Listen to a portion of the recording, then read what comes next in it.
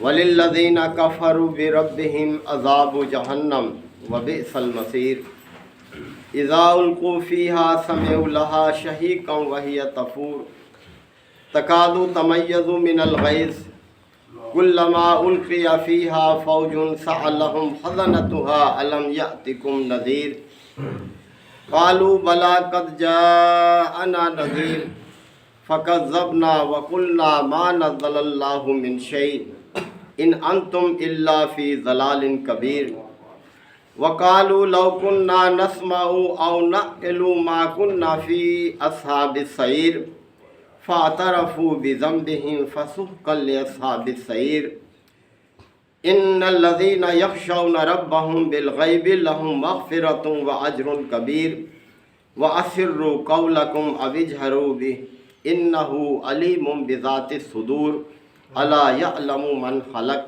وَهُوَ اللطیف الخبیر۔ صدق اللہ مولانا العظیم۔ حضرات، سورہ الملک کے یہ پہلے رکوع کی اختتامی آیات ہیں۔ اللہ تعالیٰ نے پچھلی آیات میں اپنی ذات کی طرف لوگوں کو متوجہ فرمایا کہ دیکھو تمہارا رب کتنا ماہر خلاق ہے کہ اس نے کیا کیا چیزیں بنائی ہیں، یہ آسمان ہے، یہ زمین ہے، اور تم اپنی نگاہ کو بار بار اس کائنات میں دوڑاؤ کہ کہیں کوئی نقص، کوئی خامی تمہیں مل جائے، لیکن ہر بار تمہاری نگاہ تھک کر نامراد ہی واپس پلٹے گی۔ یعنی ایسا وہ خالق ہے کہ جس کی قدرت کا کوئی اندازہ نہیں، جس کے علم کا کوئی اندازہ نہیں، جس کی حکمت کا کوئی اندازہ نہیں۔ اب آگے انکار کرنے والوں کی بات ہو رہی ہے کہ وَلِلَّذِينَ كَفَرُوا بِرَبِّهِمْ، جنہوں نے اپنے رب سے کفر کیا۔ رب سے کفر کرنے کا مطلب یہ ہے کہ رب کی دعوت کو قبول کرنے سے انکار کر دیا، رب کی اس کتاب پر ایمان لانے سے انکار کر دیا، رب کے رسولوں کو ماننے سے انکار کر دیا، رب کے وعدوں پر یقین کرنے سے انکار کر دیا۔ تو فرمایا کہ وَالَّذِينَ كَفَرُوا بِرَبِّهِمْ، جن لوگوں نے اپنے رب سے کفر کا رویہ اختیار کر لیا، فرمایا کہ عذاب جہنم، ان کے لیے تو جہنم کا عذاب ہے۔ یعنی یہ جہنم کا عذاب ان کے لیے کوئی زیادتی نہیں کی گئی، بلکہ انہوں نے اپنے آپ کو اسی کا مستحق بنایا۔ رب نے تو تمہارے سامنے پیغمبروں کے ذریعے سے حجت تمام کر دی، ہدایت اور گمراہی کو واضح کر دیا، حق اور باطل کو واضح کر دیا، نیکی اور بدی کو واضح کر دیا، اور تمہیں اختیار دے دیا، اور تم دنیا میں ایک امتحان گاہ میں تھے، امتحان گاہ میں تم نے اس امتحان میں جو کیا، اب آخرت میں اسی کا نتیجہ تمہیں دیا جا رہا ہے۔ تو فرمایا کہ وَلِلَّذِينَ كَفَرُوا بِرَبِّهِمْ عَذَابُ جَهَنَّمَ، جن لوگوں نے اپنے رب کے ساتھ کفر کا رویہ اختیار کیا، ان کے لیے جہنم کا عذاب ہے۔ وَبِئْسَ الْمَصِيرُ، اور یہ بہت برا ٹھکانہ ہے، برا انجام ہے یہ۔ اس سے برا انجام کیا ہوگا کہ انسان کی وہ زندگی جو ہمیشہ کی زندگی ہے، وہ کہاں بسر ہو؟ وہ آگ میں بسر ہو۔ اس سے برا ٹھکانہ کیا ہے؟ اِذَا أُلْقُوا فِيهَا، اور جب بھی کوئی گروہ جو اس انجام کا مستحق ہوا ہے، جب بھی کبھی اس گروہ کو القوا فیہا، جہنم میں پھینکا جائے گا، سمعوا لہا شہیقا، تو وہ اس کی دہاڑنے کی آوازیں سنے گا۔ یعنی جہنم ایسی خوفناک ہے کہ وہ جوش سے پھٹی جا رہی ہے، ایک غضبناک آواز ہے اس کی اپنی۔ تو فرمایا کہ وہ جوش کھا رہی ہوگی، وَهِيَ تَفُورُ، اور ایسے ہوگی جیسے کہ ابھی پھٹی جاتی ہے۔ یعنی اس طرح سے غضبناک ہوگی مجرموں کو اپنے اندر لینے کے لیے۔ تَكَادُ تَمَيَّزُ مِنَ الْغَيْظِ، اور ایسے لگے گا، ایسے محسوس ہوگا کہ وہ غیظ یعنی غصے سے پھٹی جاتی ہے، اس طرح سے کیفیت ہوگی۔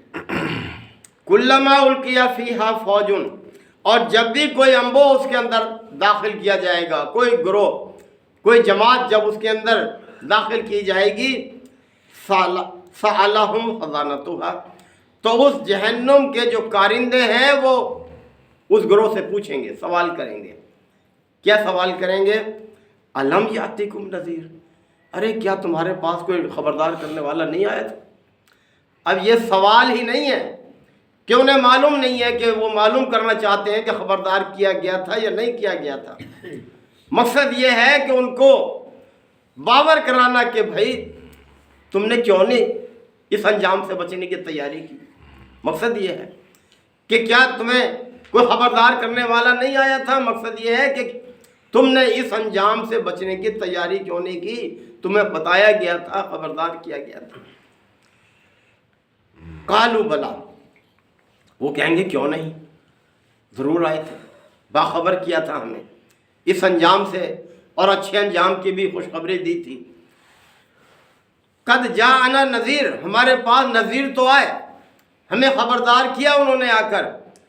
فکذبنا، لیکن ہائے بدبختی ہماری، ہم نے تو انہیں جھٹلا دیا، ہم نے ان کی بات کو درخور اتنا ہی نہیں سمجھا، ہم نے ان کی بات کو سچا نہیں مانا، اعتبار نہیں کیا۔ فکذبنا، ہم نے ان کو جھٹلا دیا۔ وقلنا، اور ہم نے انہیں یہ کہا ما نزل اللہ من شیء، اللہ نے ایسی کوئی چیز نہیں اتاری جو تم پیش کر رہے ہو۔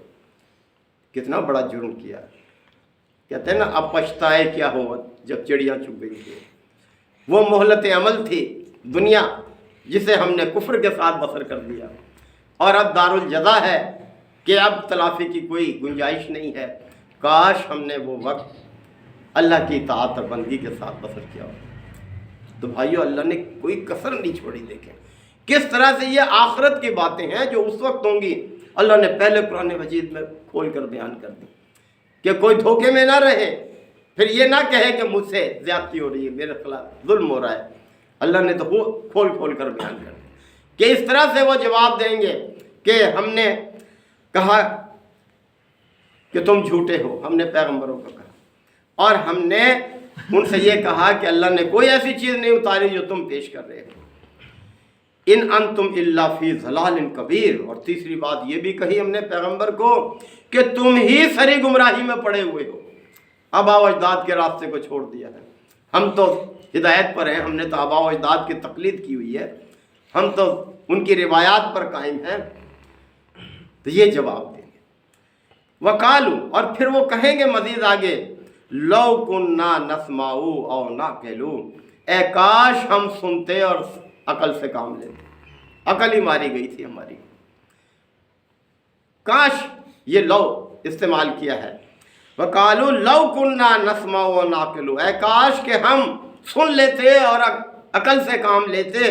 ما کننا فی اصحاب السعیر، تو آج ہم ان دوزخ کے سزاواروں کے ساتھ ہی نہ بنتے، آج ہم اس دوزخ کا ایندھن نہ بنتے، آج ہم اس انجام کو نہ پہنچتے۔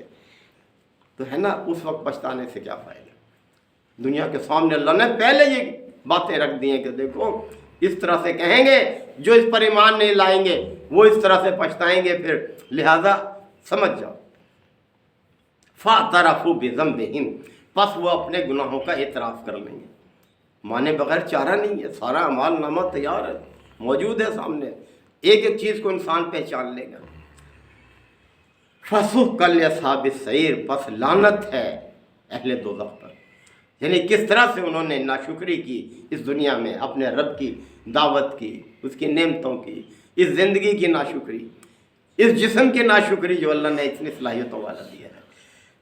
ان الذین یخشون ربہم بالغیب، اب اللہ تعالیٰ نے فرمایا کہ دیکھیں وہ لوگ جو بن دیکھے اپنے رب سے ڈرتے ہیں، لہم مغفرۃ و اجر کبیر، یہ ان کے لیے مغفرت بھی ہے، بڑا اجر بھی ہے۔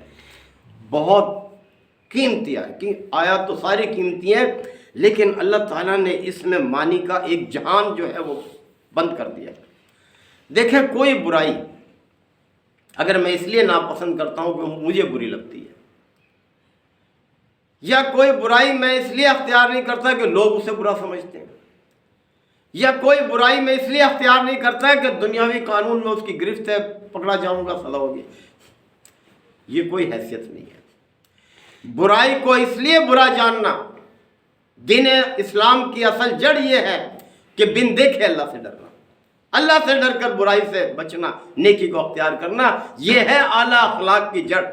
اس کو اللہ تعالیٰ نے بیان فرمایا ان الذین یخشون ربہم بالغیب، جو لوگ بن دیکھے اپنے رب سے ڈرتے ہیں۔ یہ روزہ کیا ہے؟ ابھی آ رہے ہیں، اللہ ہم سب کو سعادت بخشے، اتنی زندگی دے صحت کے ساتھ کہ ہم اس مہینے کو پائیں اور اپنے لیے آخرت بنائیں۔ کہ گھر میں اکیلا بھی ہے کوئی شخص، کھانے کی چیزیں بھی موجود ہیں اندر، بھوک بھی لگی ہوئی ہے، کوئی دیکھنے والا نہیں ہے، کیا ہے وہاں پر کہ وہ تصور بھی نہیں کرتا کہ کوئی چیز اپنے منہ میں ڈال لے۔ یہ ہے بن دیکھے اپنے رب سے ڈر۔ اس چیز کی تربیت اللہ تعالیٰ کرتا ہے ہر سال، ہماری ایک مہینہ اس کورس سے گزارتا ہے کہ باقی معاملات میں بھی ایسے رہو، کہ بن دیکھے اپنے رب سے ڈرو۔ اس لیے فرمایا ان الذین یخشون ربہم بالغیب، جو لوگ بن دیکھے اپنے رب سے ڈرتے ہیں، کیا نتیجہ ہے پھر اس کا؟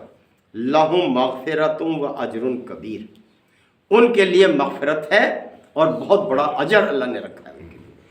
مغفرت یعنی کتنا ہی کوئی پرہیزگار ہو، آخر انسان ہے، غلطیاں ہوتی ہیں، کوتاہیاں ہو جاتی ہیں، انسان غلطی کر بیٹھتا ہے، اللہ سب صغیر نہیں ہے ایسے لوگوں کے لیے۔ لہم مغفرۃ، ان کے لیے مغفرت ہے اور بڑا اجر ہے، اللہ تعالیٰ نے آخرت میں اندازہ نہیں کر سکتا انسان۔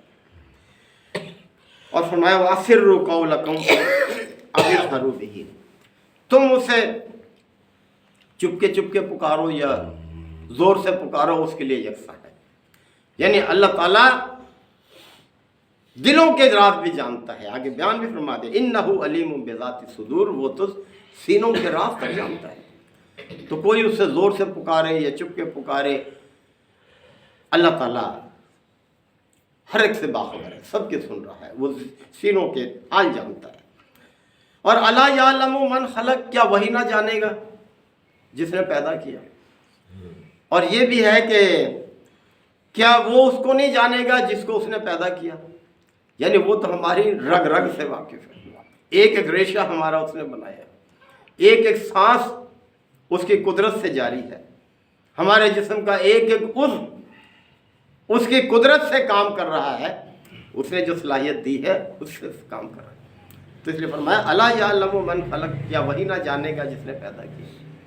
وہو اللطیف الخبیر، وہ تو بہت باریک بین اور باخبر ہستی ہے، یعنی کس طرح سے کائنات کے ذرے ذرے کا اس کا علم ہے۔